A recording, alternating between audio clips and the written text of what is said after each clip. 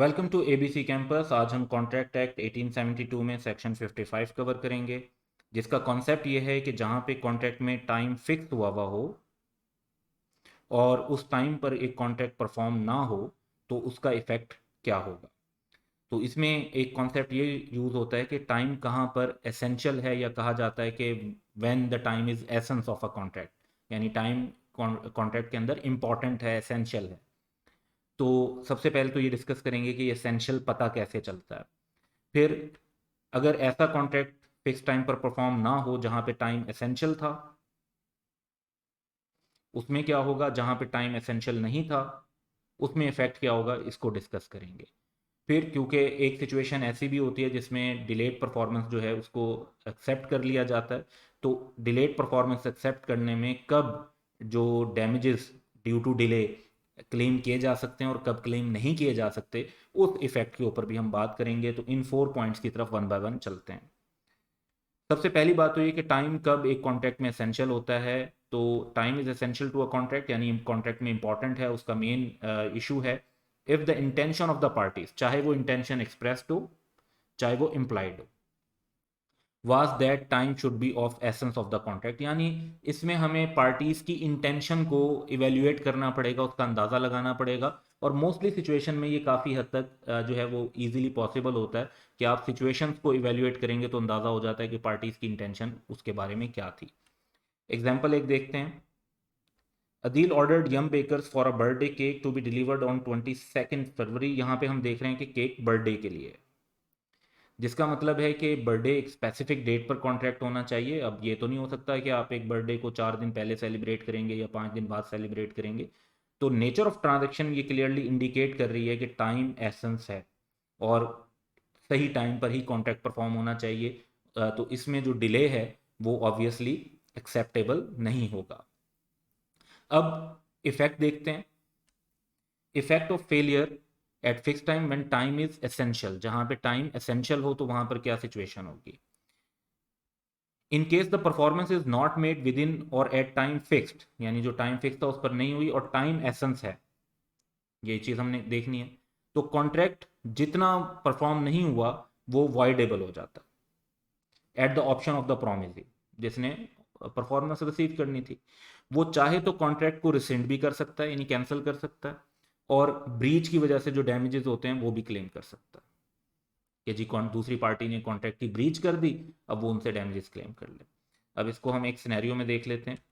Azam agree to deliver 20 books to Babar on 12 May 2011 in which delivery time was important, यानी essential था। As books were required for an exhibition, exhibition एक specific date को नहीं थी तो इसलिए important था। But Azam fail to deliver by that time. तो अब एक तो पहली बात तो हम ये देख रहे हैं कि परफॉर्मेंस फिक्स टाइम पर नहीं हुई और टाइम भी एसेंस है, ये चीज दोनों चीजें पूरी हो गई। तो अब क्या होगा कि दूसरी पार्टी यानी जो प्रोमिसी है उसके ऑप्शन पर कॉन्ट्रैक्ट वाइडेबल हो जाएगा। वो चाहें तो कॉन्ट्रैक्ट को कैंसिल करके ब्रीच के लिए भी केस कर सकते हैं। फिर है effect of failure to perform at fix time when time is not essential. तो टाइम फिक्स था लेकिन टाइम एसेंस नहीं था, तो कॉन्ट्रैक्ट जो है वो at the option of promisor voidable नहीं होता। अच्छा, लेकिन जो डिले की वजह से लॉस काज हुआ होता है उसके डैमेजेस जो हैं वो कंपनसेशन जो है वो क्लेम की जा सकती है। इसको भी एक सिनेरियो में देख लेते हैं। Azam promises to deliver a car to Babar on 1 May, the time not being essential. भाई कार की डिलीवरी है, बहुत ज़्यादा ज़रूरी नहीं होगी, किसी स्पेसिफिक इवेंट के लिए नहीं चाहिए होगी। आजम डिलीवर्स इट ऑन 9 मई, यानी 8 डेज लेटर जो है वो डिलीवरी हुई, फिक्स टाइम पर नहीं हुई। तो क्योंकि क्वेश्चन में हमें बड़ा क्लियर पता चल रहा है कि टाइम एसेंस नहीं था, तो डिलीवरी तो एक्सेप्ट करनी पड़ेगी। पार्टी जो है वो कॉन्ट्रैक्ट को रिसेंड या कैंसिल नहीं कर सकती क्योंकि कॉन्ट्रैक्ट वाइडेबल नहीं है। लेकिन डिले के डैमेजेस वो क्लेम कर सकते हैं। अब डैमेजेस कैसे क्लेम होते हैं उसके लिए भी रूल्स को हमारा समझना ज़रूरी है कि अगर आप डिलेड परफॉर्मेंस एक्सेप्ट करते हैं तो किस सिचुएशन में आप डैमेजेस क्लेम कर सकेंगे और किस सिचुएशन में नहीं कर सकेंगे।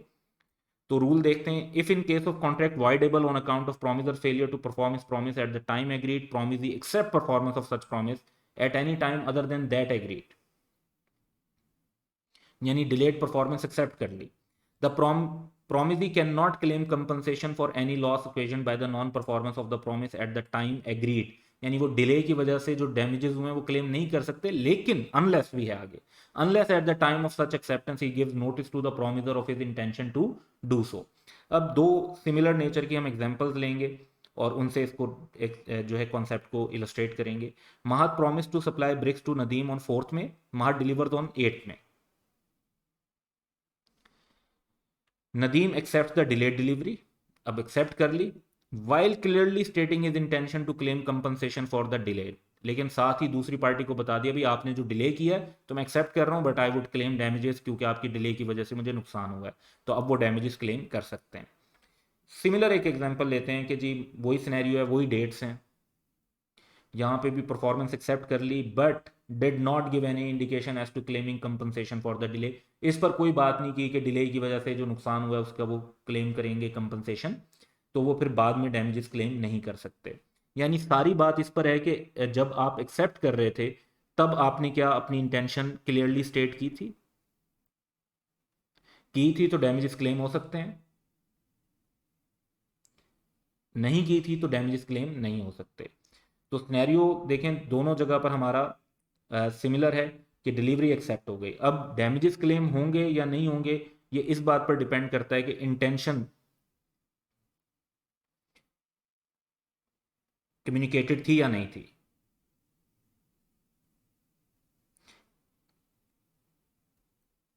So all is about communication, यानी लॉ ये कहता है कि डिलेड परफॉर्मेंस जब एक्सेप्ट कर रहे हैं तो उसकी अगर डिले की वजह से आपने डैमेजेस क्लेम करने हैं तो उसकी कम्युनिकेशन करें, कम्युनिकेशन नहीं करेंगे तो बाद में क्लेम नहीं कर सकेंगे।